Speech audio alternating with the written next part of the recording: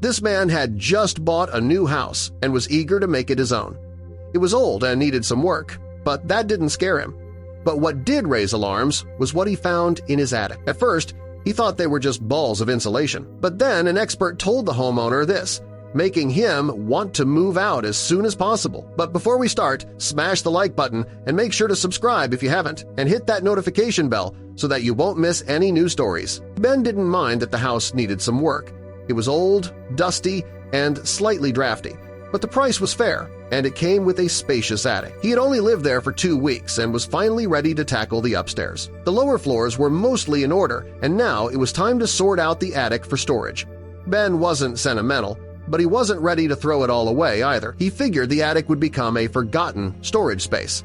Nothing more. The folding ladder creaked under his weight as he climbed into the attic. As Ben lifted his body up through the hatch-like door that formed his attic's entry point, he admitted to himself that he did not really visit this part of the house when buying it. To him, an attic was never really a deal-breaker when putting down money for a nice home. But this decision would come back to haunt him because this upstairs place held big secrets. Ben walked across the wooden boards, checking for weak spots, testing each plank with the pressure of his foot. There, near the far beam, something round and pale stuck out. It was tucked between 2 angled supports, and from a distance, it didn't seem like much. But it was enough to pique Ben's curiosity. It looked curly, almost coiled, in a very organic kind of way. Ben stepped forward and crouched down beside it. He reached for the object but stopped when he noticed there wasn't just one. The second one was half hidden behind a support beam, identical in shape and size. He grabbed his phone from his back pocket and snapped a photo. Maybe one of his friends would know what it was. Ben returned down the ladder and closed the hatch behind him. The attic didn't feel threatening, exactly, but there was something about those objects that made him uneasy. Still, he wanted to know the full truth before handling the yellowish objects. Ben also did not want to place his excess stuff up there now because that would only block access to these things. So Ben decided to call his roofer. Ben took out his phone and dialed the number. The phone rang, and for a full minute, nobody answered. Then a voice popped up. "Carter's Roof and Brickwork here. How can I help?" Ben looked at the furry balls before him and replied, "Marco, it's me, Ben. I know we planned for you to come by next week, but I have an issue that requires your attention now. Could you come over?" Ben asked politely. Marco sounded frustrated and stated that he was very busy, so coming by so unannounced was difficult for him. But when Ben sent him a picture of these strange balls, the roofer suddenly became very quiet. "Marco, are you still there?" Ben asked after a long period of silence. "I'll be there in 10, Marco suddenly said. Marco arrived exactly 9 minutes later, his dusty red van pulling into the driveway faster than usual. Ben met him at the door, but the roofer didn't waste time with pleasantries. "Let's see it," he said, stepping inside. He still hadn't commented on the photo Ben had sent him. Something about the silence made Ben uneasy, but he led Marco upstairs toward the attic anyway. The roofer didn't say much as Ben unfolded the ladder and climbed up first. Marco followed close behind, stepping into the attic with a practiced eye. He didn't step any closer. "Are there more?" he asked. Ben shook his head. "Not that I've seen." Marco crouched beside the closest ball but didn't touch it. He studied it closely, squinting. Then he leaned back and exhaled through his nose. "I've worked on a lot of old houses," he said. "Seen nests, rot, mold, you name it, but I've never seen anything that looks like this." He pulled a flashlight from his belt and shone it directly into the cluster of curls. Marco reached into his coat and pulled on a pair of thin gloves. "Not what I think? I figured it was insulation material, even if it was the strangest one I've ever seen. If it's not that, then what is it?" Marco shook his head and said it was better to show than tell. After securing his gloves around his hands, he finally dared to touch one of the mysterious balls. Marco gently lifted one of them off the ground. The roofer rested the fluffy ball on his palms and held it between them.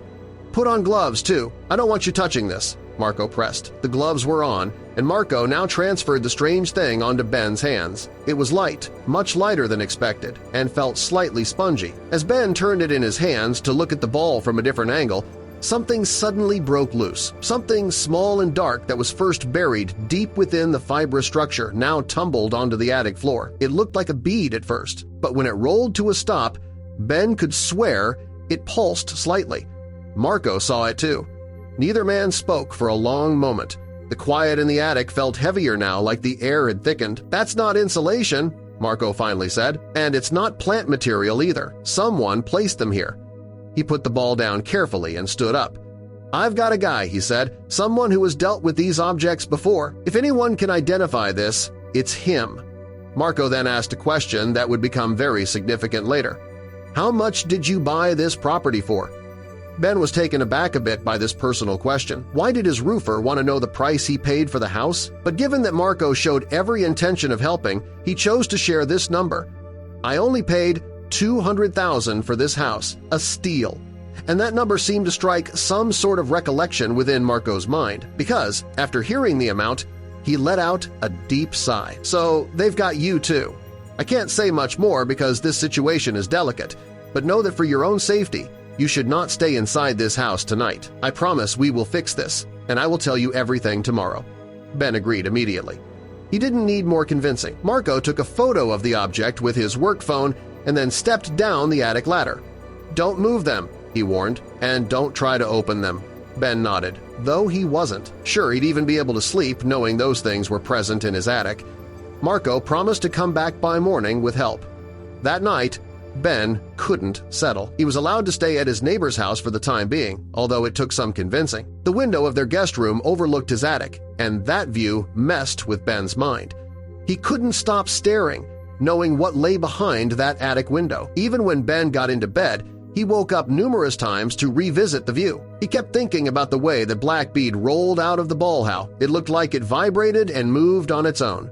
Ben took out the photo again, the one he sent to the expert. He zoomed in and then noticed a thin cloud of mist hovering around the fluffy object. It wasn't something he had noticed before, but it would prove to be very important. In the early morning, Marco called back. "My friend's name is Jordan. He's worked pest control, mold inspection, and even helped some science teams upstate with structural biocontamination cases. He'll come by around noon. Just keep that attic closed till then." Ben agreed. He spent the next few hours nervously pacing around the garden, checking his house from the outside. Pieces of this puzzle were just getting more and more complex. Ben tried to put things in order and remember what he knew at this point. 1. According to the expert, people placed the fluffy balls there, but Marco wouldn't say who. 2. They were dangerous to touch, and black beads fell out that moved and vibrated on their own. And 3. Some high-level pest control and mold expert was coming to his house with Marco today to help solve what was going on. These things didn't make sense together. Did people place a serious contamination inside his house on purpose? That didn't make sense, right? And what was so sensitive and secretive about his situation? It almost felt like Marco was trying to scare him. At exactly 12, a dark blue pickup pulled into the driveway. A tall man in his 40s stepped out, wearing heavy boots and a canvas jacket. He carried no equipment, just a small metal case. The other side of the car also opened up, and from it, Marco emerged, as promised. Ben introduced himself and led the men inside without much talking. Ben introduced himself and led the expert inside. "Marco gave me little details, so I can't really explain what is up there," Ben said as he bobbed behind the two experts, trying to keep up. But Jordan stated that Marco had already filled him in and that he knew exactly what to expect. "Here, put on gloves. We don't want to touch anything." Jordan climbed the ladder confidently and moved straight to the two objects. He didn't flinch or hesitate like Marco had. Instead, he knelt beside one and removed a small flashlight from his coat. He examined them quietly, then opened his metal case and removed what looked like flexible tweezers. Ben stayed on the ladder's top step, watching from a short distance away. The tweezers pierced the fluffy surface. It didn't break apart or crumble like old insulation. Instead, the outer layer stretched slightly, making at least 20 or more of those black beads fall out. They scattered across the attic floor. Some even fell down the open hatch that Ben stood in. This time, Ben saw it clearly. These black beads were creating that strange mist. They rolled in every direction, moving further than expected. Some made unnatural turns that defied gravity or logic. It was as if they were self-propelled or remotely controlled. Jordan suddenly turned to Ben, asking if the mist or beads touched him. Luckily, Ben could confirm they hadn't.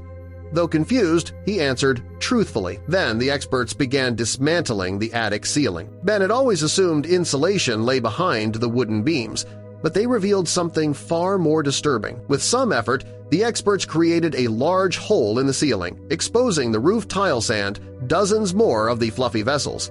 These were not random. They were deliberately installed to carry the black beads and their strange mist, slowly releasing it into the attic and, eventually, the entire house. Marco turned to Ben, explaining that they suspected the real estate company who sold him the house was responsible. To support his claim, Marco removed another beamant. A swarm of mice and rats poured out.